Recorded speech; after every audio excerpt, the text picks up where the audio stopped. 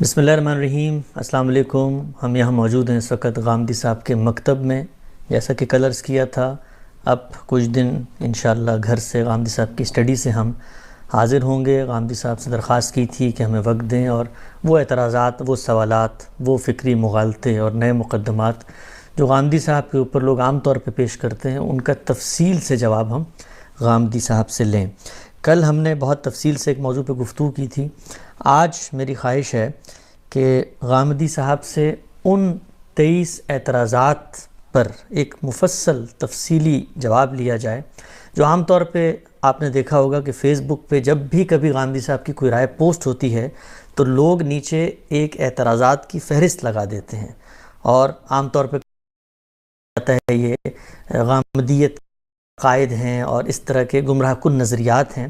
وہ 23 چیزیں کیا ہیں، ان پر غامدی صاحب کیا نقطہ نظر رکھتے ہیں، اور جو عام طور پہ کہا جاتا ہے کہ یہ ایسے اعتراضات ہیں کہ جن سے امت سے ایک بالکل مختلف نقطہ نظر سامنے آتا ہے، تو غامدی صاحب ان سوالوں کا کیا جواب دیتے ہیں۔ ایک ایک کر کے ہم وہ اعتراض غامدی صاحب کے سامنے رکھیں گے۔ بہت شکریہ غامدی صاحب آپ کے وقت کا۔ ایک دفعہ پھر شروع کرتا ہوں میں اس جو فہرست ہے قرارداد جرم آپ کے خلاف عام طور پر پیش کی جاتی ہے۔ تو آپ نے ویسے تو بہت سارے سوالوں کا جواب دیا ہوا ہے مختلف جگہوں پہ، لیکن میں چاہوں گا کہ ایک عام آدمی جب ان کو دیکھتا ہے ان 23 چیزوں کو ایک دم سے، تو ایک خوف میں مبتلا ہو جاتا ہے کہ یہ بالکل ہی کچھ مختلف باتیں ہیں جو یہاں پہ زیر بحث آ رہی ہیں، اور اگر فکر کا یہ عالم ہے تو باقی چیزوں کا کیا ہوگا۔ تو ایک ایک کر کے میں ان سوالات کا جواب آپ سے لیتا ہوں۔ ہم عام طور پہ دیکھتے ہیں ہم سب جب بھی کسی مذہبی عالم کو، میں انہی سوالات میں سے پہلے چھوٹے سوالات کو لے لیتا ہوں اور پھر جو فکری سوالات ہیں بڑے ان پہ آتا ہوں۔ علماء ہم دیکھتے ہیں تو ان کا ایک خاص حیت، خاص لباس، ایک داڑھی، ایک خاص قسم کی جامہ زیبی آپ کی بظاہر بھی اس سے مختلف نظر آتی ہے، اور اعتراض یہ کیا گیا ہے کہ داڑھی ہمیشہ سے انبیاء کی ایک سنت رہی ہے، لیکن آپ داڑھی کو سنت نہیں مانتے۔ یہیں سے آغاز کر لیتے ہیں۔ بسم اللہ الرحمن الرحیم۔ آپ کی بڑی عنایت ہے کہ آپ یہ سوالات اس طرح میرے سامنے رکھ رہے ہیں۔ میں دین کا ایک طالب علم ہوں۔ میرے ساتھ مسئلہ یہ ہے کہ میں جب شعور، تو نہ یہ صورتحال تھی کہ میں ایک مذہبی گھرانے میں پیدا ہوا ہوں، مجھے بہرحال کسی مدرسے میں تعلیم پانے کا موقع ملا ہے، میں وہاں سے نکلا ہوں، اب مجھے دین ہی کی بات کرنی ہے۔ میرا پس منظر یہ تھا کہ میں ایک ذمہ دار گھرانے سے تعلق رکھتا تھا۔ میرے گرامی قدر والد ایک صوفی بزرگ تھے۔ میں نے ابتدا میں وہی چیزیں پڑھیں جو بالعموم تصوف کی تعبیر کو بیان کرتی ہیں، وہی شاعری، وہی ادب، وہی رومی، وہی عطار، وہی ثنائی، انہی چیزوں میں میری پرورش ہوئی۔ میرے سامنے مذہب جب میں شعور کی عمر کو پہنچا تو ایک چیلنج کے طور پر آیا۔ میں جو کچھ مانتا ہوں کیا یہ درست ہے؟ میں جس قوم میں پیدا ہوا ہوں کیا اس کے نظریات کی کوئی وقت ہے؟ یہ جو چیزیں مجھ سے مذہبی اعتقاد سے منوائی جاتی ہیں یہ اپنے پیچھے کوئی استدلال رکھتی ہیں؟ تو میرے لیے یہ تحقیق کا موضوع بنا۔ اسی وجہ سے میں ہمیشہ یہ کہتا ہوں کہ ہمارے ملک میں بہت سے علماء ہیں، لوگ جائیں ان سے استفادہ کریں، میں سب کی بہت عزت کرتا ہوں۔ میں دین کا ایک طالب علم ہوں۔ میں جب کسی چیز کے بارے میں گفتگو کرتا ہوں تو اصل میں اپنے طالب علمانہ سفر کو دوسروں کے ساتھ شیئر کر رہا ہوتا ہوں۔ میں نے جس چیز کو سامنے رکھ کے کیا ہے، یعنی مجھے دین کو سمجھنا ہے۔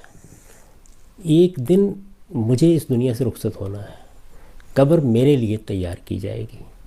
اگر کوئی اس کائنات کا پروردگار ہے تو مجھے اس سے ملاقات کرنی ہے۔ اس لیے دین سب سے پہلے میرا مسئلہ ہے، نہ یہ میرا پیشہ ہے، نہ مجھ پر کوئی پابندی عائد ہوتی ہے کہ میں اس کو لوگوں کے سامنے بیان کروں۔ میرے لیے تو سب سے بڑا مسئلہ یہی تھا کہ میں کہاں کھڑا ہوں۔ میرے سامنے جتنے سوالات اس وقت تھے ان میں سے ایک ایک کو میں نے موضوع بنایا، ان کو دیانتداری کے ساتھ سمجھنے کی کوشش کی۔ اس معاملے میں جو کچھ ماضی میں کہا گیا تھا یہ صحیح کی کہ میں اس کو پڑھوں، اس کو سمجھوں۔ میری یہ خوش قسمتی تھی کہ میں بچپن ہی سے عربی زبان سے واقف تھا، میں فارسی زبان سے بھی واقف تھا۔ مسلمانوں کا جو کچھ علم ہے اس علم تک رسائی میں کوئی رکاوٹ نہیں تھی۔ تو میں نے ان میں سے ایک ایک چیز کو دلائل کی روشنی میں پرکھنے کی کوشش کی ہے، یعنی یہ جاننے کی صحیح کی ہے کہ اگر کوئی بات کہی جا رہی ہے، اگر کسی چیز کو دین کی حیثیت سے بیان کیا جا رہا ہے تو اس کی نوعیت کو متعین کروں۔ چنانچہ یہ جو داڑھی کے بارے میں آپ نے سوال کیا ہے، اس میں بھی یہی چیز تھی۔ اس کی بنیاد کیا ہے؟ کیا دین کی حیثیت سے یہ چیز فی الواقع بیان کی گئی ہے؟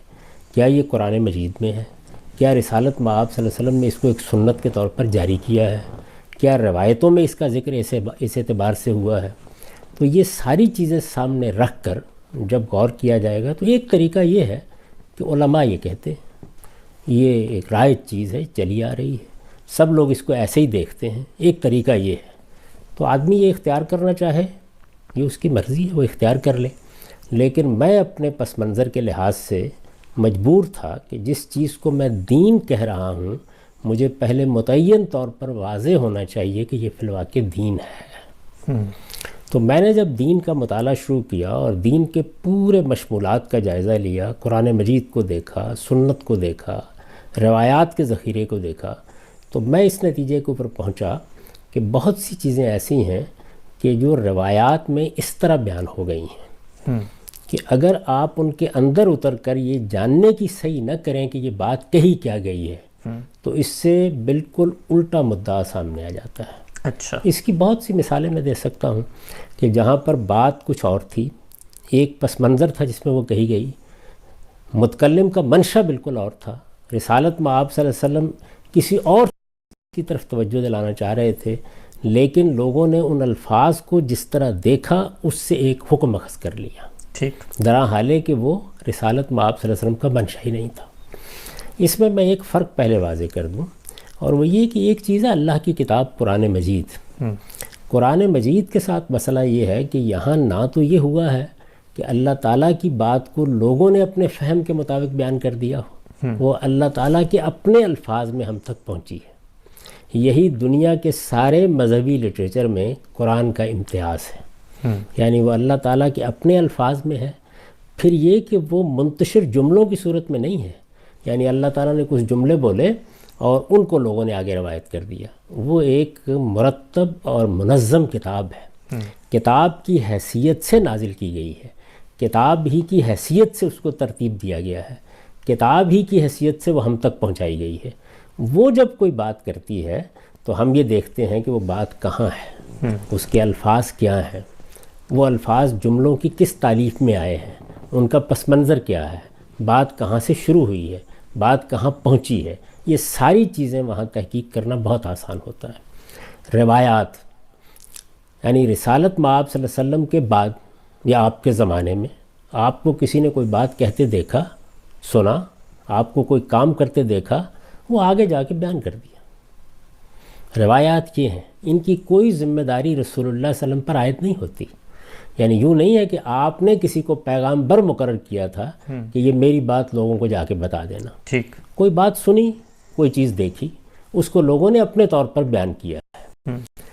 تو میں نے یہ دیکھا کہ قرآن مجید اس سے بالکل خالی ہے، یعنی قرآن میں کسی دینی حکم کی حیثیت سے داڑھی کا کہیں ذکر نہیں ہے۔ یعنی یہ تو بڑی ستم دریفی کی بات ہوگی نا کہ آپ واقعات سے کسی چیز کو سمجھیں۔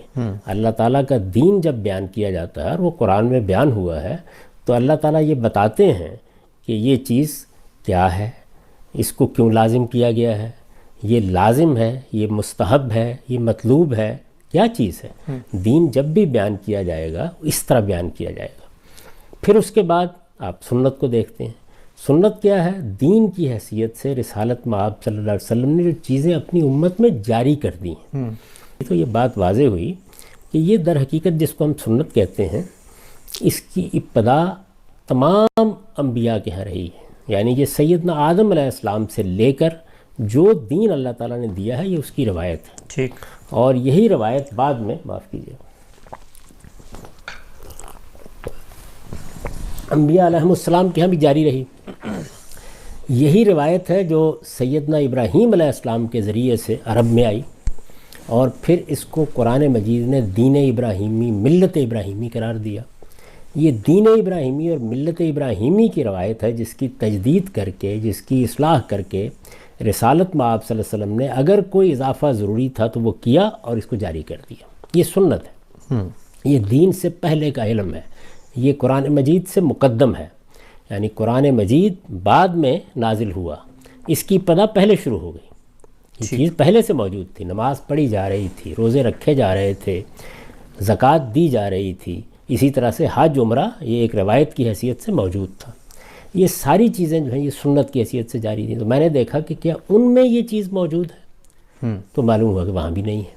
تو اب ایک کی رہ گئی، اور وہ یہ کہ روایات میں، یعنی رسول اللہ صلی اللہ علیہ وسلم سے سنی ہوئی باتوں میں یا آپ کے کسی عمل کو دیکھ کر کسی نے کوئی بات بیان کی ہے، تو یہ ساری بات اسی ذیل میں بیان ہوئی ہے جہاں ہوئی ہے۔ جب وہ بات بیان ہوئی ہے تو سیاق سباق کیا ہے، بات کس موقع پر کہی گئی ہے، کیسے کہی گئی ہے، اسے متعین کیا جائے گا نا۔ تو میں اس نتیجے پر پہنچا کہ رسول اللہ صلی اللہ علیہ وسلم جس وقت یہ بات فرما رہے ہیں کہ تم لوگ اپنی مونچھیں پست رکھو اور اپنی داڑھی بڑھاؤ، تو اس جملے کا مدعا کیا ہے، متکلم کے پیش نظر کیا بات ہے، یعنی آپ کیا فرما رہے ہیں۔ تو تمام روایات کو سامنے رکھ کر یہ بات واضح ہوئی کہ در حقیقت آپ ایک حیت یا ایک وضع پر تبصرہ کر رہے ہیں۔ ٹھیک، چونکہ پیغمبروں کی ہدایت میں یہ چیز کہ نہ آپ کے باطن میں تکبر کا کوئی شائبہ ہو، نہ آپ کی چال ڈھال میں، آپ کے انداز گفتگو میں، آپ کے رہن سہن کے طریقوں میں کوئی متکبرانہ چیز در آئے۔ تکبر بہت بڑا گناہ ہے۔ تو رسالت میں آپ صلی اللہ علیہ وسلم نے اس کے بعد دوسرے مظاہر پر تنقید کیا، قرآن نے بھی کی، یعنی آدمی چلے کیسے، بولے کیسے۔ آپ دیکھیے قرآن نے بتایا ہے کہ اپنی آواز کا خیال رکھو، اپنی چال ڈھال کا خیال رکھو، جب تم دوسروں کے ساتھ معاملہ کرتے ہو تو اس میں دیکھو تمہارا رویہ، تمہارا انداز، تمہارا اسلوب گفتگو متکبرانہ نہیں ہونا چاہیے۔ تو ایک وضع قطع سامنے آتی ہے کہ بعض لوگ آپ نے دیکھا ہوگا کہ اپنی مونچھیں بہت بڑھا لیتے ہیں اور چھوٹی داڑھی رکھتے ہیں، یہ اوباشوں کی سی وضع قطع ہے، آج بھی ہے، یہ آج بھی ہے۔ رسول اللہ صلی اللہ علیہ وسلم نے اس کو پسند نہیں فرمایا۔ تو جو پوری بات تھی وہ یہ کہی، یعنی داڑھی تو لوگ رکھتے تھے، ایک عام رواج تھا، اسی طرح مونچھیں بھی رکھتے تھے۔ اب اس میں جو چیز باعث تنقید بن گئی وہ مخصوص وضع تھی، تو حضور صلی اللہ علیہ وسلم نے اس وضع پر تنقید کی اور یہ بتایا کہ بھائی مونچھیں پست ہونی چاہیے، داڑھی کو بڑھانا چاہتے ہو تو بڑھا لو، داڑھی بڑھا لو، مونچھیں پست کرو، یعنی مخاطب جس وضع کو اختیار کیے ہوئے ہے اس کی غلطی آپ نے واضح کی۔ یہ ایسے ہی ہے کہ جیسے کوئی آدمی بال بکھرائے ہوئے سامنے آئے تو آپ یہ کہیں گے کہ بھائی اللہ تعالیٰ نے بال دیے ہیں تو بنا کر رکھو، سنوار کر رکھو، اس میں کسی چیز کے وجود پر استدلال نہیں کیا جا سکتا۔ تو میں نے جب یہ بات سمجھی اور اس کے بعد ایک دوسرا پہلو بھی سامنے آ گیا، اور وہ پہلو یہ تھا کہ دین کے پورے کانٹینٹ کا جب میں نے جائزہ لیا تو اندازہ ہوا کہ دین کا مقصد کیا ہے، تزکیہ، یعنی اللہ تعالیٰ نے اپنی اس اسکیم کے تحت کہ وہ اپنی جنت کے لیے لوگوں کا انتخاب کر رہا ہے، یہ معیار بنایا ہے کہ میں نفوس زکیہ کو، پاکیزہ نفوس کو انتخاب کروں گا۔ تو پاکیزگی کو سامنے رکھ کر دین میں تمام احکام دیے گئے۔ میں نے یہ دیکھا کہ وہ احکام تین طرح کے ہیں، عبادات سے الگ۔ وہ کیا ہیں؟ یعنی بدن کی طہارت، خور و نوش کی طہارت، جو چیزیں ہم کھاتے پیتے ہیں، وہاں پر یہ قاعدہ بنا دیا گیا کہ طیبات کھائے جائیں گے، خبائث سے اجتناب کیا جائے گا۔ ٹھیک۔ اور اسی طرح سے اخلاقیات میں آپ معروف کو اپنائیں گے، منکر سے اجتناب کریں گے، تو گویا اخلاقی وجود کی طہارت، اس کو پاکیزہ بنانا یہ چیز ہے۔ اب یہ جب دین کا پورا کانٹینٹ ہے تو اس کے اندر کوئی چیز آ کے بیٹھے گی تو وہ دین قرار پائے گی۔ تو تکبر ظاہر ہے کہ ایک اخلاقی نجاست ہے جس سے میرے باطن کو بھی پاک ہونا چاہیے، ظاہر کو بھی۔ تو پیغمبر یہ کریں گے کہ اگر کسی کی وضع قطع میں، کسی کے لباس میں، کسی کے رہن سہن میں اس تکبر کا ظہور ہو رہا ہے تو اس پہ تنقید کریں۔ تو یہ ریلیشن بھی اس کے ساتھ واضح ہو گیا، یعنی یہ تعلق واضح ہو گیا۔ یہ دین کے کس حکم کو بیان کیا؟ کس حکم کو بیان کر رہی ہے، یعنی اللہ تعالیٰ نے جو ہمارے سامنے اخلاقی طہارت کے لیے ضروری چیزیں رکھی ہیں ان میں بہت بڑی چیز ہے یہ۔ آپ دیکھیے قرآن مجید کے الفاظ یہ ہیں کہ کوئی شخص جنت میں داخل نہیں ہو سکتا اگر وہ استکبار کا رویہ اختیار کرتا ہے۔ اونٹ سوئی کے ناکے میں داخل ہو سکتا ہے، یعنی مستکبرین کے لیے، تکبر کرنے والوں کے لیے جنت کے دروازے بند ہیں۔ یہ بہت بڑی بات ہے۔ اب ظاہر ہے کہ یہ جو تکبر ہے یہ سرکشی جو انسان کے اندر پائی جاتی ہے، یہ اپنی انا کی پرستش، یہ انسان کی وضاقتہ میں، زبان میں، اسلوب میں، بات میں، ہر چیز میں ظاہر ہوتی ہے۔ بالکل۔ تو اسی کو سامنے رکھ کر حضور نے یہ بات ارشاد فرمائی ہے۔ تو یہاں اب اختلاف کیا ہوا؟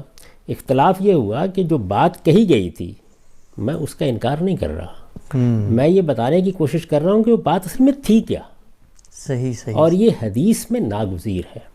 اس کی وجہ کیا ہے؟ وجہ یہ ہے کہ ایک طریقہ تو یہ ہے کہ آپ نے الفاظ کو لیا اور بس بیان کر دیا، ایک دوسرا طریقہ یہ ہے کہ آپ یہ دیکھیں کہ یہ الفاظ لوگوں نے سن کر بیان کیے ہیں، بالعموم وہ اس کو پارا پارا کر دیتے ہیں، یعنی ایک پوری بات کا ایک حصہ ایک جگہ رہ جاتا ہے، دوسرا حصہ دوسری جگہ رہ جاتا ہے۔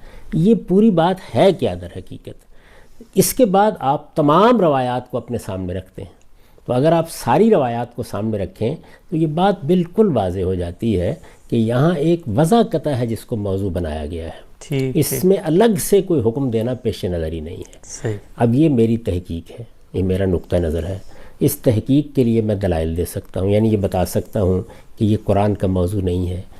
دین کی حیثیت سے جو چیز بھی ہوگی، یا وہ بدن کی طہارت کو بیان کرے گی، یا وہ خور و نوش کی طہارت کو بیان کرے گی، یا وہ اخلاق کی طہارت کو بیان کرے گی، اس کا اس سے کوئی تعلق نہیں ہے۔ یہ بات جن جملوں میں کہی گئی ہے ان میں پوری بات یہ ہے، یعنی ایک چیز سے روکا گیا ہے، ایک چیز کی طرف اس بات کے انداز میں توجہ دلائی گئی ہے، لیکن دونوں کا مجموعی تناظر اگر سامنے ہو تو اس سے وہ وضع قطع ہے جس کی اصلاح مقصود ہے۔ یہ فہم ہے روایت کا، اس فہم سے آپ اختلاف کر سکتے ہیں، شائستگی کے ساتھ، تہذیب کے ساتھ اختلاف کیجئے، اور اس کے بعد ذرا تھوڑی دیر کے لیے ایک نظر اہل علم کے اس معاملے میں اختلافات پر بھی ڈال لیجئے۔ مثلا شوافع کے ہاں اس کو کیا حیثیت دی جاتی ہے، مثلا مالکیہ کے ہاں اس کو کیا حیثیت دی جاتی ہے، تو آپ یہ دیکھیں گے کہ ہمارے ہاں بر صغیر میں علماء نے اس کو جو حیثیت دے دی ہے وہ باقی فقہا کے آپ کو نظر نہیں آتی۔ یعنی وہ زیادہ سے زیادہ یہ بات کہیں گے کہ اگر آپ نے داڑھی منڈوا لی ہے تو یہ مکروہ تنزیہی ہے، اچھی بات تھی نہ منڈواتے۔ میں جب اس کو دیکھتا ہوں ایک دوسرے پہلو سے، تو وہ دوسرا پہلو یہ ہے کہ رسالت میں آپ صلی اللہ علیہ وسلم داڑھی رکھی ہوئی تھی، صحابہ کرام کے ہاں یہ چیز موجود تھی۔ اچھا، لیکن یہ کیا کوئی ایسی انوکھی چیز تھی؟ کیا اس کو مذہبی حیثیت سے اپنایا گیا تھا؟ کیا رسالت میں آپ صلی اللہ علیہ وسلم جب پیغمبر نہیں تھے اس وقت آپ کی داڑھی نہیں تھی؟ کیا اس کے بعد آپ نے رکھی؟ کیا صحابہ کرام کے ہاں اس کے بعد تبدیلی آئی؟ تو یہ معلوم ہوتا ہے کہ اس زمانے میں مرد بالعموم داڑھی رکھتے تھے۔ تو اگر آپ نے اس کو کوئی حیثیت دینی ہے دینی لحاظ سے تو وہ کیا ہوگی؟ وہ یہ ہوگی کہ میرے پیغمبر نے داڑھی رکھی ہوئی تھی، میں اپنے پیغمبر سے محبت کرتا ہوں، اس محبت کا اظہار میں آپ کی بہت سی باتیں اپنا کر بھی کر سکتا ہوں، تو یہ محبت کے دائرے میں تو اپنی ایک جگہ بنا لے گی۔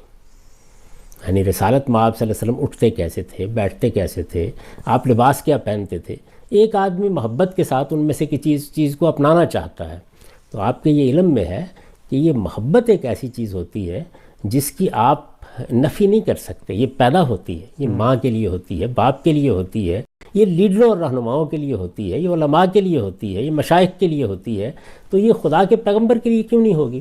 تو اس کا اظہار بعض اوقات آپ کی کسی چیز کو اپنانے میں ہو جاتا ہے۔ اس لحاظ سے میں اس کو ایک محبوب چیز سمجھتا ہوں، جتنی اللہ تعالیٰ نے مجھ کو دی ہے وہ میں نے بھی رکھی ہوئی ہے، لیکن یہ کہ یہ دین میں کوئی سنت ہے، دین میں کوئی مستحب عمل ہے، دین میں کوئی واجب چیز ہے، دین میں کوئی فرض ہے، یہ جس طرح کہ میں نے عرض کیا تحقیق اور تنقید کے معیار پر یہ باتیں پوری نہیں اترتی۔ یعنی اس کو دین بننے کے لیے یہ ضروری تھا کہ قرآن مجید نے دین کے جو مبادی متعین کر دیے ہیں یہ ان سے نکل کر حکم آتا۔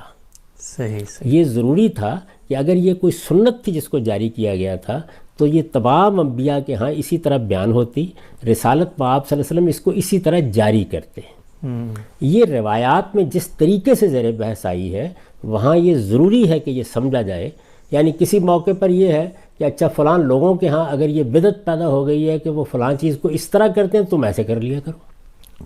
اگر آپ ابو امامہ باہلی کی روایت کا مطالعہ کریں تو اس میں بالکل دوسری تصویر سامنے آتی ہے، کئی چیزیں ہیں اس میں، کئی چیزیں ہیں، یعنی انصار کے بوڑھے بیٹھے ہوئے ہیں، رسالت میں آپ صلی اللہ علیہ وسلم ان سے پوچھتے ہیں کہ تم لوگوں نے داڑیاں سفید سفید ہیں، کوئی خضاب کیوں نہیں لگایا؟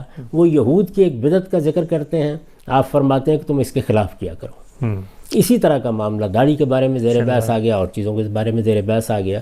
تو بعض موقعوں کے اوپر ایسا ہوتا ہے کہ کسی وضع قطع کو لوگ دین بنا لیتے ہیں۔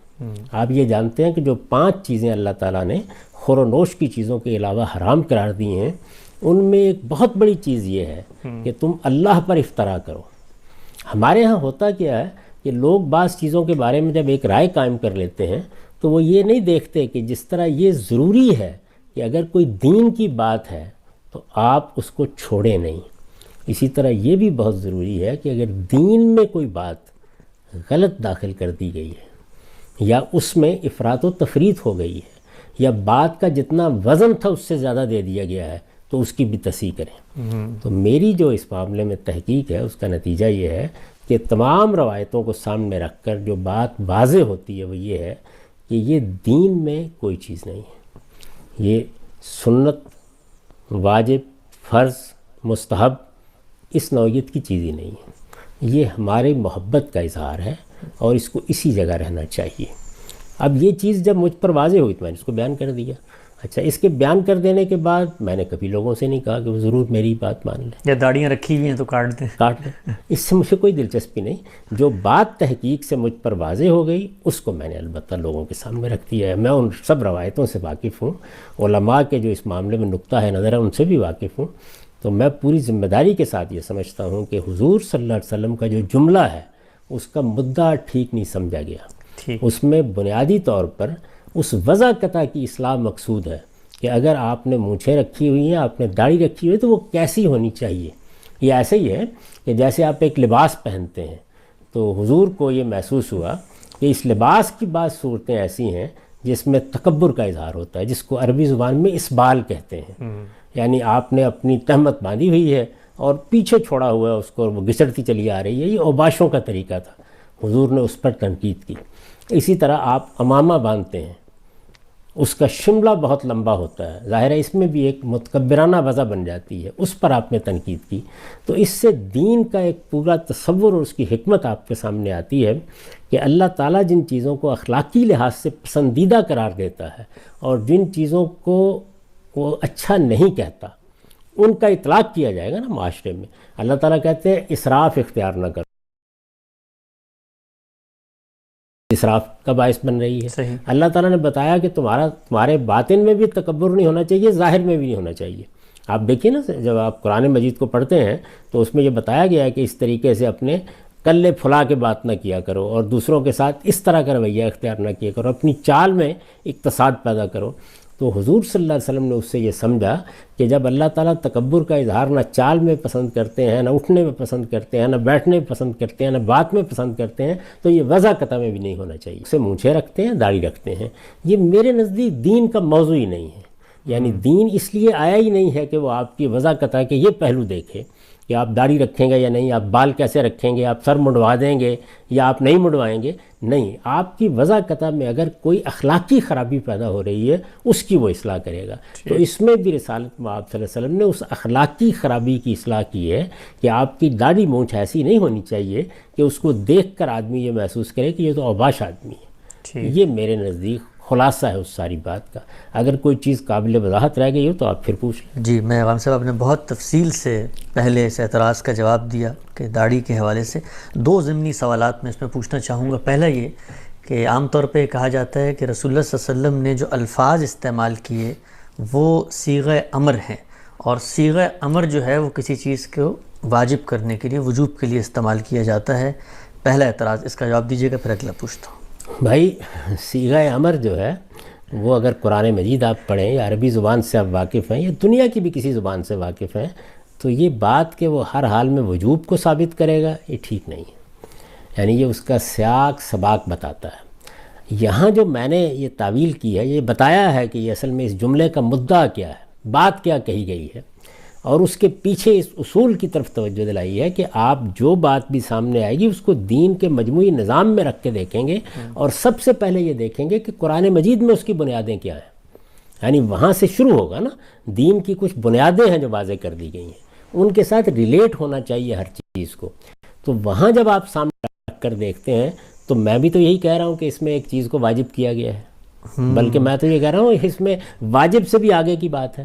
وہ یہ کہ آپ کی وضع قطع یہ نہیں ہونی چاہیے کہ آپ کی مونچھیں بڑی ہوئی ہیں اور داڑھی چھوٹی ہوئی. یعنی اگر تکبر کی وجہ سے مونچھیں بڑی کی ہیں اور داڑھی چھوٹی رکھی ہے تو جنت میں بھی نہیں جا سکتے پھر ہم. یعنی بہت بڑا جرم بن جائے گا نا. تو میں اس میں وجوب پر تو گفتگو ہی نہیں کر رہا.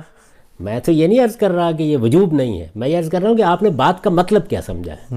یعنی آپ نے دو جملوں کو الگ کر کے دو الگ احکام سمجھ لیے ہیں، بلکہ دونوں کے مجموعے سے جو بات نکل رہی تھی وہ آپ کو سمجھنی چاہیے تھی، اور وہ دونوں کے مجموعے سے در حقیقت ایک وضع قطع پر نقد کیا گیا ہے، اس کو تبدیل کرنے کا حکم دیا گیا ہے.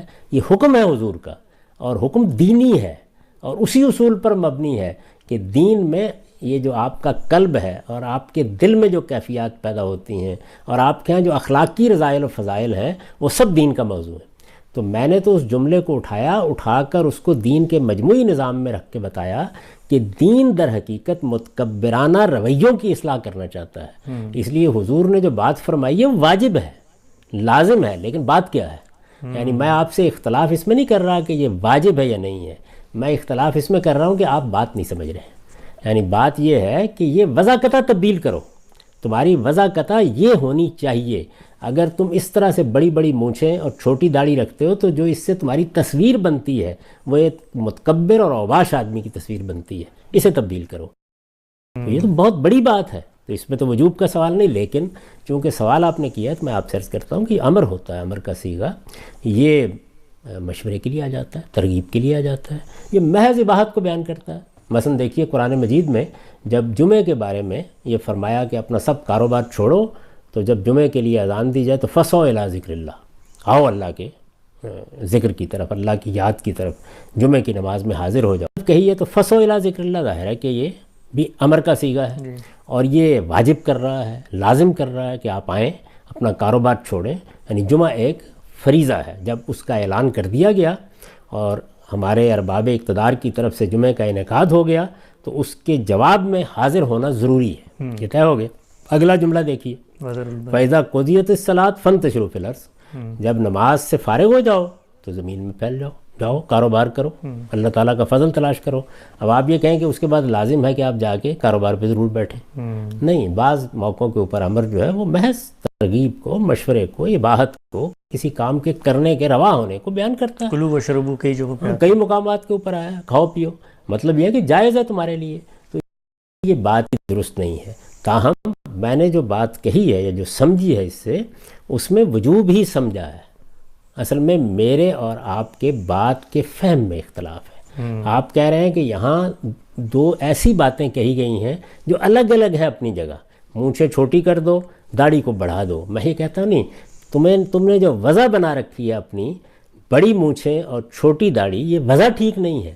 اس وضع کو درست کرو. تمہاری مونچھیں چھوٹی ہونی چاہیے، بڑی ہوئی داڑھی ہونی چاہیے. اس سے جو وضع بنے گی وہ شریفانہ وضع بنے گی. تو یہ وضع ہے جس کی رسالت مآب صلی اللہ علیہ وسلم نے تعلیم دی ہے. اگر آپ نے یہ وضع بنائی نہیں رکھی ہوئی تو یہ حکم، یہ ہدایت آپ سے متعلق ہی نہیں ہے. بالکل ٹھیک ہے. اچھا ہم صاحب، دوسرا ضمنی سوال اس پہ یہ ہے کہ لوگ عام طور پہ یہ کہتے ہیں کہ ایک زمانے تک آپ کی بھی وہی رائے تھی جو علماء کی رائے تھی کہ یہ داڑھی جو ہے انبیاء کی ہی سنت ہے اور اسی لحاظ سے مسلمان معاشرت میں لوگوں کو یہ رکھنی چاہیے. تو جب آپ کی یہ رائے تھی تو کن بنیادوں پر تھی؟ اور اب تو خیر آپ کی رائے اگر تبدیل ہوگی، ان کی بنیادیں تو آپ نے واضح کر دی ہیں، تو اس وقت کس بنیاد پہ آپ یہ کہتے تھے؟ میں نے ابھی آپ سے عرض کیا کہ میں ایک مسلمان گھرانے میں پیدا ہوا. اس مسلمان گھرانے میں پیدا ہونے کے بعد ظاہر ہے کہ میرا اگر دین کی طرف رجحان ہوگا تو سب سے پہلے میں اسی دین کو سمجھوں گا جو علماء بیان کرتے ہیں. میرے زمانے میں میرے قریب جو اہل علم ہوں گے، جن کی کتابیں میں پڑھوں گا، جو کچھ وہ کہیں گے اسی کو اختیار کروں گا نا. اب ایک صورت یہ ہے کہ آپ نے وہ پڑھ لیا، آپ نے وہ جان لیا، آپ اسی پر زندگی میں قائم رہے، دنیا سے رخصت ہو گئے. میں نے بدقسمت یہ فیصلہ کر لیا کہ نہیں، میں ایک ایک چیز کو جانچوں گا. اسی لیے میں اپنے کام کے بارے میں بھی ہمیشہ یہ کہتا ہوں کہ یہ مسلمانوں کے مذہبی فکر کی ریکنسٹرکشن کا کام ہے. یعنی مجھے یہ طے کرنا تھا کہ کیا جو کچھ بیان کیا گیا ہے میں اس کو قبول کر لوں یا میں اس سارے ذخیرے کا دوبارہ جائزہ لوں. تو یہ جائزہ لینے کا عمل ظاہر ہے کہ برسوں میں مکمل ہوا ہے. تو اس دوران میں کسی غار میں نہیں چلا گیا تھا، فارغ بھی نہیں بیٹھ گیا تھا. جو کچھ بھی دین تھا اس کو میں بیان بھی کرتا تھا، یعنی جو سمجھا تھا میں نے، اور اس دین پر عمل بھی کرتا تھا. جیسے جیسے کسی چیز کی غلطی واضح ہوتی چلی گئی میں نے اس کو بیان بھی کرنا شروع کر دیا اور لکھ بھی دیا. تو مجھے یہ بتائیے کہ اس سے مختلف کیا صورت ہوگی؟ اگر کل کو کوئی لوگ تحقیق کریں گے تو وہ بھی یہیں سے شروع کریں گے. آپ کے جو جلیل القدر ائمہ ہیں ان سب نے اپنی زندگی کی ابتدا یہیں سے کی. یعنی انہوں نے اپنے اساتذہ سے جو دین سیکھا، جس طرح پہلے علماء نے ان کو بتایا، انہوں نے وہاں سے زندگی شروع کی. اس کے بعد تحقیق کا عمل جاری ہوا. اگر ایسا نہ ہوتا تو مجھے یہ بتائیے کہ یہ امام شافعی جو امام مالک کے بھی شاگرد ہیں اور امام محمد کے بھی شاگرد ہیں، اس کے بعد وہ مکے میں تھے تو ان کی اور آراء تھیں، وہ جب بغداد میں آئے تو ان کی اور آراء تھیں، وہ مصر میں گئے تو اور آراء تھیں. یہ کیوں ہوا؟ اس لیے کہ ایک زندہ انسان کی طرح وہ لوگ تحقیق کرتے تھے. ہم نے اس کا دروازہ بند کر رکھا ہوا ہے. ہمارے علماء نے یہ اصول اختیار کر لیا ہے کہ جو کچھ ہم نے اپنے بزرگوں سے سنا ہے، اپنے اکابر سے سنا ہے، اس کو ہم چیلنج نہیں کریں گے. تو میں تو یہ کہتا ہوں کہ میں نے یہ کام کیا ہے اور میرے نزدیک یہ دور حاضر کی ناگزیر ضرورت ہے. یعنی اس وقت آپ اس دنیا میں جی رہے ہیں، اس میں یہ لازم تھا کہ انسانی فہم کا جائزہ لیا جائے. دیکھیے ایک چیز ہے اللہ کا دین اور ایک دوسری چیز یہ ہے کہ انسانوں نے اس دین کو کیسے سمجھا. تو قرآن مجید کی کوئی آیت ہے کس طرح سمجھی غور کریں گے. اگر سنت کا کوئی فہم ہے تو اس کو بھی دوبارہ دیکھیں گے. اسی طرح کا معاملہ روایات میں ہوگا. یعنی ایک ایک چیز کو دوبارہ دیکھا جائے گا کہ وہ دلیل کی بنیاد کے اوپر قابل قبول ہے یا نہیں ہے. تو یہ کام چونکہ میں نے کیا ہے اور یہ ایک دن میں نہیں ہو گیا، اس میں برسوں لگے ہیں. تو اس میں میری بہت سی ایسی چیزیں ہیں کہ جو آپ ماضی میں جا کے دیکھیں گے تو وہ وہی تھیں جو عام طور پر اہل علم بیان کرتے ہیں. جب اس کی غلطی مجھ پر متعین ہو کے واضح ہو گئی تو پھر میں نے اس کو لکھ دیا. اب تو آپ جانتے ہیں کہ 2007 میں میری کتاب میزان شائع ہوئی ہے. اس میں میں نے پورے دین کو اپنی تحقیق کے مطابق بیان کیا ہے. پھر ایک مرتبہ پوری کتاب پر نظر ثانی کی ہے اور اس کا پھر نظر ثانی شدہ ایڈیشن شائع ہوا ہے. اگر آپ غور کر کے دیکھیں تو خود اپنی تحقیقات پر نظر ثانی کرتے ہوئے میں نے بہت سی چیزوں میں تبدیلیاں کی ہیں. تو یہ عمل جس جگہ بھی کسی قوم میں ہوگا وہاں یہی صورتحال پیدا ہو جائے گی.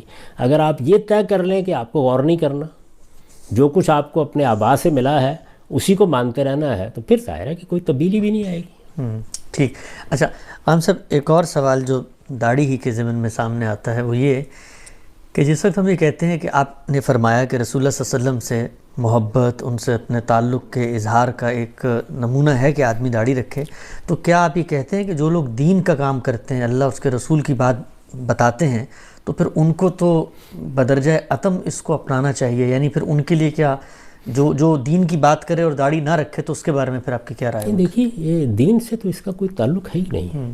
ایک چیز جب محبت کا اظہار ہے تو محبت کے اظہار کے اسالیب مختلف ہوتے ہیں. ممکن ہے کہ کوئی آدمی آپ کے لباس کو اپنا لے، ممکن ہے کوئی آدمی محض آپ کے لب و لہجے کو اپنے لیے ایک اسوہ قرار دے، ممکن ہے کوئی اور شخص کسی اور چیز کو اپنے لیے قابل تقلید سمجھے.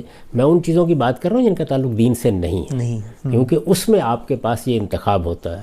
چنانچہ دیکھیں کہ ہمارے ہاں علامہ اقبال ہے مثال کے طور پر، ان کو عاشق رسول سمجھا جاتا ہے. ان کی شاعری پڑھیں تو آپ کو اندازہ ہوتا ہے کہ وہ رسول اللہ سے کیسی محبت رکھتے ہیں، لیکن اس محبت کا ظہور داڑھی کی صورت میں نہیں ہوا. سید قطب نے اپنی جان اللہ کے دین کے لیے دے دی.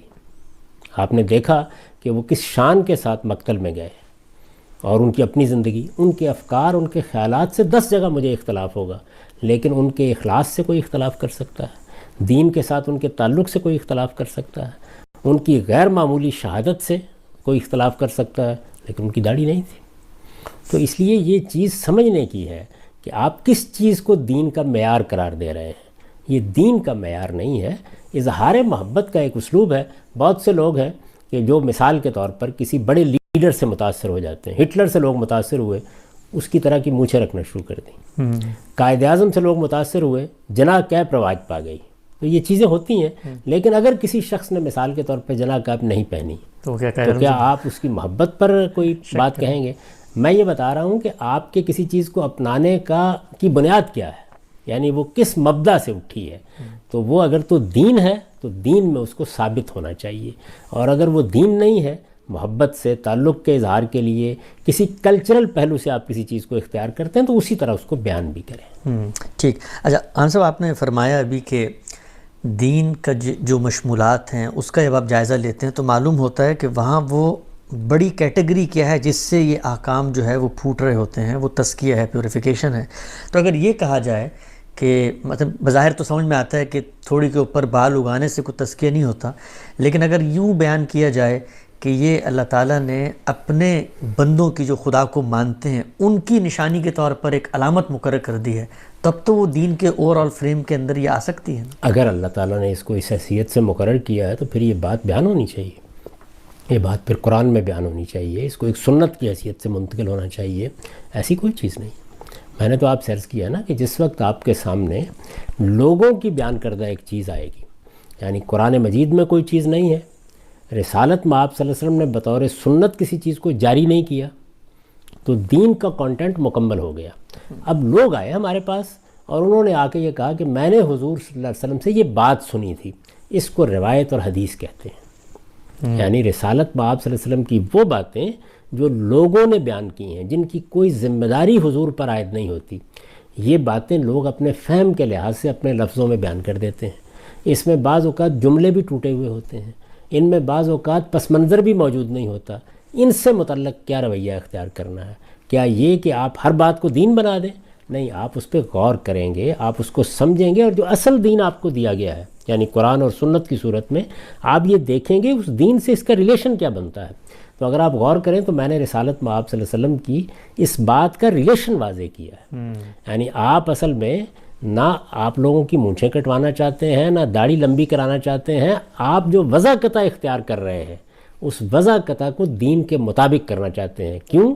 اس لیے کہ وہ وضع قطع آپ کے باطن پر دلالت کر رہی ہے، آپ کے باطن میں عاجزی ہونی چاہیے، تواضع ہونی چاہیے، خشیت ہونی چاہیے، اور اس کا اظہار آپ کے لباس میں بھی ہونا چاہیے، آپ کے بولنے میں بھی ہونا چاہیے، آپ کے انداز گفتگو میں بھی ہونا چاہیے۔ یہ تکبر جو اندر پایا جاتا ہے، یہ جب وضع قطع میں اپنا ظہور کرتا ہے تو اس سے اوباشوں کی ایک حیت پیدا ہوتی ہے، حضور اس سے روکنا چاہ رہے ہیں۔ تو یہ بات کو سمجھنے کا عمل ہے۔ جب آپ اس کے اندر اتر کر دیکھیں گے تو آپ کو پورا دین ایک ربط و نظام کے ساتھ سامنے آئے گا۔ یعنی اللہ تعالیٰ نے جو اخلاقی اصول بیان کیے ہیں، ان اخلاقی اصولوں کو خدا کے پیغمبر نے اللہ کی ہدایت کے مطابق لوگوں کی وضع قطع میں بھی دیکھا، لوگوں کے اسلوب گفتگو میں بھی دیکھا، لوگوں کے رہن سہن میں بھی دیکھا، اور ہر جگہ توجہ دلائی کہ تمہاری وضع قطع ایک خشیت رکھنے والے انسان کی وضع قطع ہونی چاہیے، تمہارا رہن سہن اسراف اور تبذیر سے پاک ہونا چاہیے، اور تمہاری زندگی اعتدال اور توازن کا نمونہ ہونا چاہیے۔ کیوں؟ اس لیے کہ یہ وہ چیزیں ہیں جو دین کی حیثیت سے اللہ تعالیٰ نے متعین کر دی ہیں۔ تو میں اس بات کو بیان ہی قبول کر رہا ہوں، لیکن یہ بتا رہا ہوں کہ بات اصل میں ہے کیا۔ وہ بات وہ نہیں ہے جو آپ سمجھیں، وہ بات یہ ہے۔ ٹھیک۔ اچھا ہم صاحب، ایک پہلو آپ کی اس پوری جو آپ کا بیان ہے وہ یہ سامنے آتا ہے کہ مان لیا ہو سکتا ہے یہ بات جو آپ بیان کر رہے ہیں ٹھیک ہو، ایسا ہی ہو، لیکن لوگ یہ پوچھتے ہیں کہ کیا یہی بات صحابہ اکرام نے بھی سمجھی تھی؟ یعنی داڑھی کی اس روایت سے جو نقطہ نظر آپ نے سمجھا، سیاق سباق جن کے سامنے یہ پیش آئی تھی، کیا وہ بھی اس کو ایسے ہی سمجھتے تھے؟ کیونکہ ہمیں دیکھتے ہیں کہ وہاں تو یہ چیز زیر بحث ہی نہیں ہے کہ رکھنی ہو تو بڑی رکھیں اور مونچھیں چھوٹی کریں، وہاں تو سب ہی رکھ رہے ہیں۔ اور پھر بعض لوگ یہ کہتے ہیں کہ مثلا فقہا کے ہاں کہ سزاؤں کے طور پر داڑھی کو سزا کے طور پر منڈوانے کی بھی بات کی گئی، تو ہمارے فقہا اور باقی جو امت کے علماء ہیں انہوں نے اس بات کو کیا ایسے ہی سمجھا، اور اگر ایسے نہیں سمجھا تو کیا وجہ ہے اس کی؟ میں نے تو آپ سے عرض کیا ہے کہ دیکھیے، اگر یہ بات صحابہ کرام میں اس طرح سے زیر بحث آتی، رسالت میں آپ صلی اللہ علیہ وسلم اسے دین کی حیثیت سے زیر بحث لاتے، تو پھر تو یہ ایک سنت کی حیثیت سے جاری کی جاتی۔ یہ وہاں زیر بحث ہی نہیں ہے، بہت بعد میں آئی۔ فقہا کے بارے میں نے آپ سے عرض کر دیا کہ شوافع کا نقطہ نظر اس میں بہت مختلف ہے، احناف کا بہت مختلف ہے۔ آپ یہ دیکھتے ہیں کہ اسی کا ظہور ہوتا ہے کہ آپ مصر میں جائیں، آپ مراکش میں جائیں، آپ کو نماز پڑھانے والے ائمہ جو مسجد میں مقرر کیے گئے ہیں وہ بھی نظر آ جائیں گے جن کی داڑھی نہیں ہے۔ بہت سی دنیا کی قومیں ایسی ہیں جن کے ہاں داڑھی اگتی ہی نہیں۔ ملیشیا میں آپ نے دیکھا بڑے بڑے علماء کی نہیں ہے۔ کیوں نہیں ہے؟ اس لیے کہ اس طرح اگتی ہی نہیں ہے داڑھی جس طریقے سے ہمارے ہاں ہے۔ تو ایک ایسی چیز کو دین کیوں بنایا جاتا جس کے معاملے میں خود اللہ تعالیٰ نے یہ تفریق رکھی ہوئی ہے؟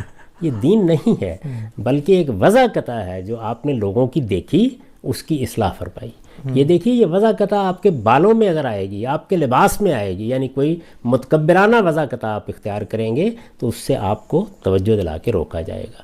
تو میرے اور علماء کے درمیان، یعنی علماء احناف کے درمیان کہیے، جو اس میں اختلاف ہے، وہ اختلاف یہ نہیں ہے کہ میں رسالت میں آپ صلی اللہ علیہ وسلم کے اس ارشاد کو قبول نہیں کر رہا، میں یہ بتا رہا ہوں کہ اس ارشاد کا مطلب کیا ہے، اس کے معنی کیا ہے۔ ٹھیک، اچھا ہم سب ایک ہلکا پھلکا سا سوال، لائیو آڈینس بھی دیکھ رہے ہیں، آپ نے ماشاءاللہ دین پہ اتنا کام کیا، لیکن اتنا کام کرنے کے بعد جب پبلک میں آپ اس کو پیش کرتے ہیں، وہ سامنے آتا ہے اور کوئی آدمی آگے سے یہ اعتراض شروع کر دے کہ بھئی آپ کی داڑھی نہیں ہے، تو کبھی آپ کے دل میں خواہش پیدا ہوتی ہے کہ ریکنسٹرکشن کا کام کرنے سے پہلے اللہ میاں آپ کو بھی کوئی یعنی اسی طرح سے فطری لمبی داڑھی دے دیتا تاکہ کم سے کم یہ اعتراض تو نہ ہوتا؟ نہیں، میں تو یہ دیکھتا ہوں کہ اللہ تعالیٰ کی حکمتیں بہت ہوتی ہیں، وہ جو فیصلے بھی کرتا ہے وہ بالکل صحیح ہوتے ہیں، چونکہ ہمارے ہاں صورتحال یہ ہے کہ لوگوں نے اس کو وہ اہمیت دے لی، یعنی ایک تو دین بنانا ہے، نہیں یہ دین سے آگے جا چکی ہے۔ یہاں تو صورتحال یہ ہے کہ آپ نے امام مسجد کا انتخاب کرنا ہے، خدا کا پیغمبر یہ بتا رہا ہے کہ یہ دیکھیے کہ وہ قرآن کیسا پڑھتا ہے، یہ دیکھیے کہ وہ سنت کا کتنا بڑا عالم ہے، لیکن ہمارے ہاں یہی چیزیں جو دیکھی جاتی ہیں۔ تو مجھے چونکہ اس ریکنسٹرکشن کے کام کو کرنا تھا تو اللہ تعالیٰ ہی نے معاونت فرمائی ہے کہ اس میں یہ چیز خود ہی غائب ہو گئی۔ اس میں بھی ایک خوبی ہے، جتنی ہے وہ میں نے رکھی ہوئی ہے، اور میں عرض کر دوں کہ وہ دین سمجھ کر نہیں بلکہ رسالت مآب صلی اللہ علیہ وسلم کے ساتھ وہی مشابہت، وہی محبت، جس حد تک بھی ہم آپ کی پیروی کر سکتے ہیں۔ دیکھیے لباس کے انداز بدل گئے، اس وقت اگر آپ دیکھیں تو علماء میں سے کوئی بھی وہ لباس نہیں پہنتا، خاص طور پر بر صغیر میں، جو رسول اللہ صلی اللہ علیہ وسلم پہنا کرتے تھے، اس لیے کہ وہ اب ممکن نہیں رہا پہننا، یعنی تبدیلی آ جاتی ہے۔ اسی طرح اور بہت سی چیزیں ہیں کہ جن کو اپنانا ممکن نہیں ہے۔ اب آپ گدھے پر سواری نہیں کرتے، اونٹ پر سواری نہیں کرتے، اب گاڑیوں میں آپ پھرتے ہیں، لیکن کچھ چیزیں ایسی ہیں کہ جو آپ محبت کی وجہ سے اپنائے رکھ سکتے ہیں، تو یہ بھی انہی میں سے ایک چیز ہے۔ لہٰذا اس کی نہ تحقیر کرنی چاہیے، نہ اس کے بارے میں کوئی استہزاء اور استخفاف کا طریقہ اختیار کرنا چاہیے۔ یہی سمجھنا چاہیے کہ اس کے فہم میں، جس طرح اور بہت سی روایتوں میں یہ ہوا ہے کہ بات سمجھنے میں غلطی ہو گئی، کیوں ہوتی ہے؟ اس کی وجہ یہ ہے کہ یہ روایتیں اس طرح منتشر جملوں کی شکل میں ہے۔ تو آپ دیکھیے اگر میں قرآن مجید کے جملوں کو منتشر کر دوں تو اس سے بھی آپ غلط مطلب سمجھ لیں گے۔ اس میں یہ ضروری ہے کہ آپ پورے قرآن مجید کے نظم کو سامنے رکھ کر دیکھیں کہ یہ بات کہاں ٹھیک بیٹھ رہی ہے۔ تو میں یہ بتا رہا ہوں کہ یہ واجب ہے کہ آپ اپنی وضاقتہ کی اصلاح کریں، یہ واجب ہے، لیکن یہ حکم جو دیا گیا ہے وہ اصل میں آپ کی وضاقتہ کی اصلاح کے لیے دیا گیا، اور اس کی بنیاد قرآن میں موجود ہے کہ آپ کے باطن میں بھی تکبر نہیں ہونا چاہیے، آپ کے ظاہر میں بھی کوئی چیز متکبرانہ نہیں ہونی چاہیے۔ ٹھیک، ہم سب ارادہ تو یہ تھا کہ 23 اعتراض ہیں اور آج کے پروگرام کو لے لیں گے، لیکن 45 منٹ ہو گئے ہیں، پہلا ہی ابھی تک مکمل نہیں ہوا۔ آخری بات اس ضمن میں، مزید کوئی سوال لائیو آڈینس جو سن رہے ہیں ان کو بھی کوئی سوال پیدا ہو تو وہ اس میں نیچے کمنٹ باکس میں لکھ سکتے ہیں، انشاءاللہ اگلی نشست میں اس موضوع سے متعلق ہم پوچھ سکتے ہیں۔ آخری چیز وہ یہ بتائیے گا کہ ویسے آپ کو داڑھی کے بارے میں، یعنی داڑھی مردوں نے رکھی ہوئی ہو تو کیسی لگتی ہے؟ یعنی مردانہ وجاہت کے لحاظ سے آپ چاہتے ہیں کہ مطلب داڑھی رکھیں، مرد اچھے لگتے ہیں؟ بہت اچھے لگتے ہیں، یعنی میں اگر مجھے ہوتی تو ضرور رکھتا، اس لیے کہ مجھے داڑھی بہت اچھی لگتی ہے، کوئی مجھے اس کے ساتھ ابا نہیں ہے۔ لیکن جب دین آپ سمجھائیں گے تو آپ بتائیں گے کہ دین کیا ہے، دین میں کسی چیز کی نوعیت اور اہمیت کیا ہے۔ اب یہ دیکھیے یہی بات سمجھانے کی ضرورت ہے کہ یوں نہیں ہوتا کہ دین میں چیزیں ایسے ہی داخل ہو جاتی ہیں ہاچ پاچ، اس کا ایک پورا نظم ہے جس کے ساتھ وہ چیزیں اس کے اندر آتی ہیں۔ تو میں نے اس نظم کو اپنی کتاب میزان میں متعین کر کے اس کی پوری تفصیل کی ہے، اور یہ سمجھانے کی صحیح کی ہے دین کہاں سے پیدا ہوتا ہے، دین کا ہدف کیا ہے۔ آپ نے جو دین کا ہدف متعین کیا ہے وہ خود قرآن نے بیان کیا نا، یعنی پیغمبر کا تعارف کراتے ہوئے یہ بیان کیا گیا کہ یہ پیغمبر کس لیے آئے ہیں۔ یہ اس لیے آئے ہیں کہ یتلو علیہم آیاتہ و یزکیہم، یہ تمہارا تزکیہ کرنے کے لیے آئے ہیں۔ تو یہ تزکیہ ہے جو مقصود ہے۔ تو آپ یہ دیکھیں کہ میں نے مونچھوں کو کم رکھنا ہے، اس کو ایک فطرت کے حکم اور ایک سنت کی حیثیت سے بیان کیا اپنی کتاب میں۔ کیوں؟ وجہ کیا ہے کہ یہ طہارت کے ساتھ متعلق ہوتا ہے، یعنی بدن کی طہارت کے ساتھ آپ مونچھیں بڑی رکھیں گے تو متکبرانہ وضع پیدا ہوگی، یہ باطن ہے، اور ظاہر کیا ہے کہ اس کے نتیجے میں آپ جو کچھ کھائیں پئیں گے وہ بھی آلودہ ہوگا۔ تو دونوں چیزوں کو سامنے رکھ لیا، یعنی باطن کی طہارت، ظاہر کی طہارت، یہ بتایا گیا۔ دونوں کو ملا کر جب آپ دیکھیں گے تو اس میں پھر ایک وضاقتہ کی اصلاح پیش نظر ہوگی۔ آپ نے تو یہ موضوع زیر بحث ہی نہیں آئے گا، یعنی آپ بڑی رکھیں گے تو آپ سے کہا گیا چھوٹی کریں، آپ نے ویسے ہی مڑوا دی تو موضوع ختم ہو گیا، بات ہی ختم ہو گئی۔ آپ نے بال رکھے ہوئے ہیں تو آپ سے کہا جائے گا کہ بالوں کا، جیسے کہ حدیث میں آتا ہے کہ اپنے بالوں کا اکرم شارک، یعنی یہ بالوں کو بنا سنوار کے رکھو. آپ نے بال مڑوا دیے جیسے ہم حلق کرواتے ہیں، بھئی یہ موضوع زیر بحث نہیں رہے گا، ختم ہو گئی یہ بات. تو اصل میں بات پوری سمجھنی چاہیے کہ ہمارا دین چند اصولوں پر کھڑا ہے، اور وہ اصول کہاں سے؟ اللہ کی کتاب میں بیان ہوئے ہیں، وہ رسالت میں آپ صلی اللہ علیہ وسلم کی سنت میں متعین ہوتے ہیں.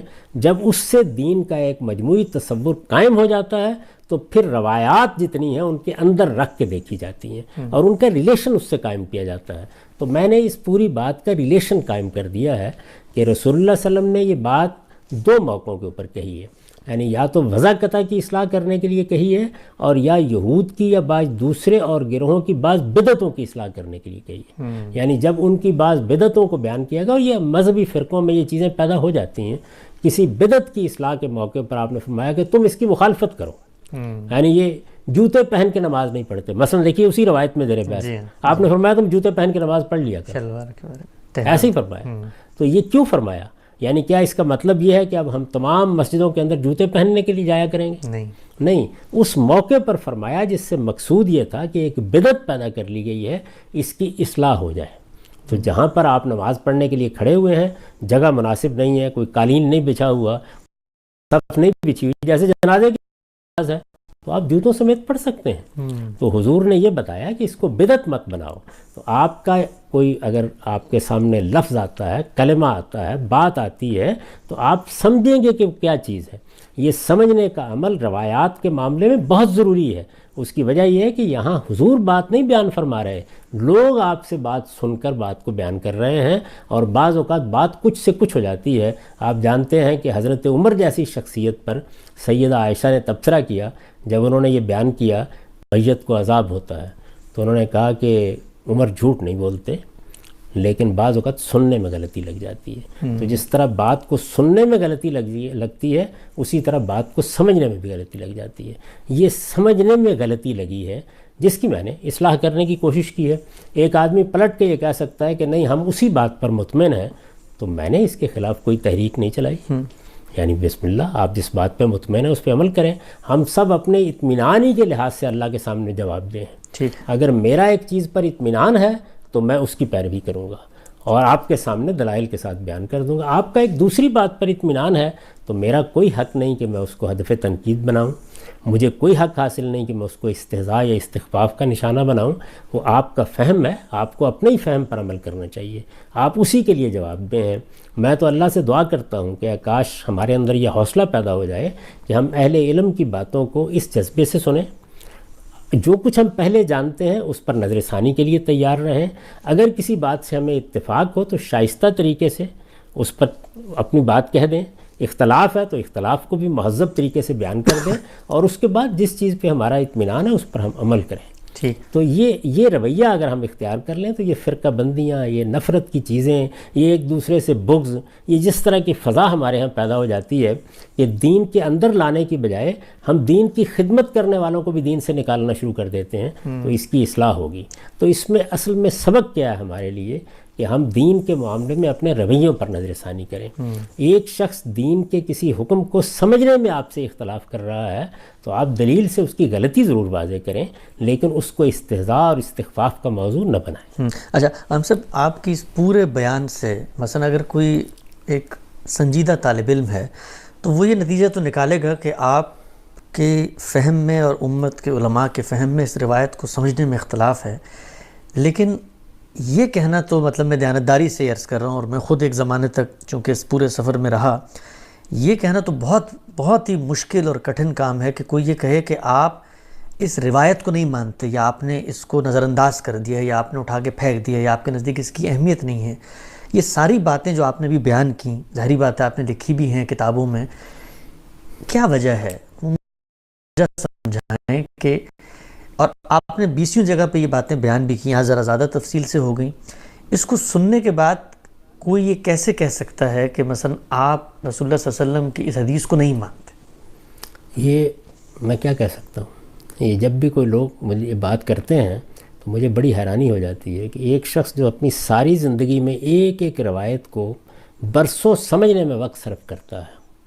آج بھی میں اپنا آخری کام جو کر رہا ہوں وہ حدیث کے پروجیکٹ پر کر رہا ہوں. یعنی یہ کچھ روایات کا ذخیرہ ہے جس کا جائزہ لیا جا رہا ہے، جس کو ایک مرتبہ پھر ترتیب دینے کی صحیح کی جا رہی ہے۔ یہ کیوں کیا جا رہا ہے؟ اگر ان کی کوئی اہمیت نہیں ہے، میرے پیغمبر کی باتیں ہیں، اس جلیل القدر ہستی کی باتیں ہیں جو لوگوں نے بیان کر دی ہیں، وہ نہ بیان کرتے تو کوئی مسئلہ نہیں تھا، لیکن کر دی ہیں، بیان کر دی ہیں، تو آپ کی نسبت میرے نزدیک اتنی اہمیت کی حامل ہے کہ ان میں سے ایک ایک کو سمجھنا، ان کی تحقیق کرنا، ان کے بارے میں یہ جاننا کہ ان کا محل کیا ہے، مقام کیا ہے، مدعا کیا ہے، اس کو میں نے اپنی زندگی کا مقصد بنا رکھا ہوا ہے۔ تو اس وجہ سے میں تو اس کا تصور بھی نہیں کر سکتا۔ جب میں کسی چیز کو قبول کرنے سے انکار کروں گا تو یہ بتاؤں گا کہ اس کے دلائل کیا ہیں اور اس کی بنیاد کیا ہے، اور اس معاملے میں تمام محقق علماء یہی طریقہ اختیار کرتے ہیں۔ یعنی یہ روایات جن کو آپ حدیث کہتے ہیں، جن کو اخبار احاد کہا جاتا ہے علمی اصطلاح میں، یہ لوگوں نے بیان کی ہیں۔ اس وجہ سے پہلے دن سے یہ تحقیق کا موضوع ہے۔ یوں نہیں ہے کہ کوئی آدمی بیان کر دے تو ہم کہیں گے کہ یہ تو اللہ کے پیغمبر نے فرمایا ہے۔ اللہ کے پیغمبر کا فرمان لوگ بیان کر رہے ہیں، میرے سامنے نہیں ہے، وہ ہمارے سامنے نہیں ہے۔ جی سامنے جو چیز حضور دے کر گئے ہیں، جو پوری قطعیت سے منتقل ہوئی ہے، جس کی نسبت آپ کی طرف متحقق ہے، وہ قرآن اور سنت ہے، جو مسلمانوں کے اجماع اور تواتر سے منتقل ہو گیا ہے۔ وہ زیر بحث ہی نہیں ہے، لیکن فہم وہاں بھی زیر بحث ہوگا۔ یعنی آپ کسی سنت کو سمجھ رہے ہیں، آپ قرآن کی کسی آیت کو سمجھ رہے ہیں، تو ہو سکتا ہے کہ آپ سے غلطی ہو گئی ہو یا مجھ سے غلطی ہو گئی ہو۔ تو ہمیں اصل میں علمی طریقہ اختیار کرنا چاہیے چیزوں کو سمجھنے کا۔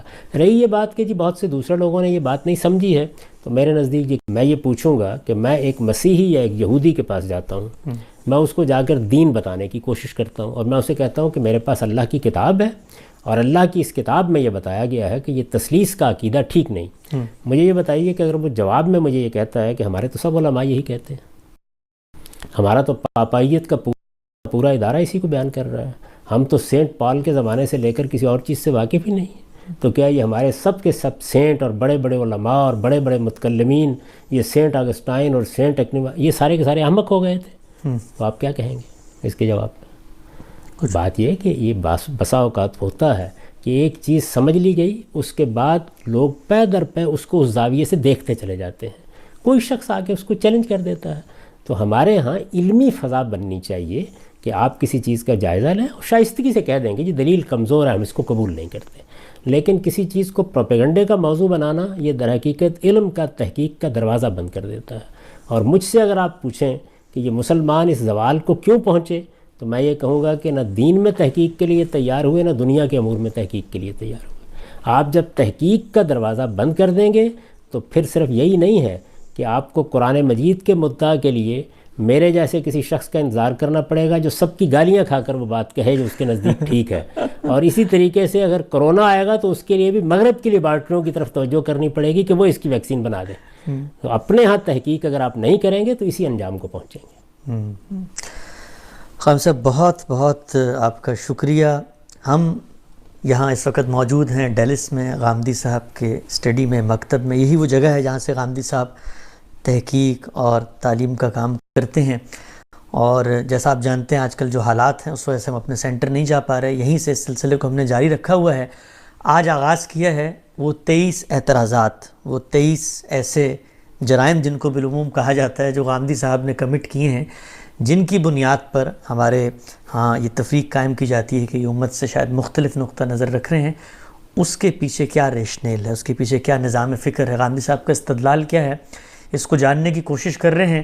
خواہش تو میری یہ تھی کہ شاید یہ 23 کے 23 سوالوں کا جواب ایک نشست میں مل جائے، لیکن ابھی لگتا ہے کہ 23 نشستیں مزید کرنی پڑیں گی۔ تو آج ہم نے داڑھی کے موضوع پر غامدی صاحب سے بات کی ہے، اور انشاءاللہ اگلی نشست میں جو باقی اعتراضات ہیں ان کو ہم زیر بحث لائیں گے۔ غامدی صاحب میں بہت ممنون ہوں، بہت شکریہ، آپ نے بڑی تفصیل سے ان تمام سوالوں کا جواب دیا۔ انشاءاللہ آئندہ نشست میں پھر آئیں گے۔ اقول قولی ھذا واستغفر اللہ لی ولکم ولسائر المسلمین۔ بہت شکریہ۔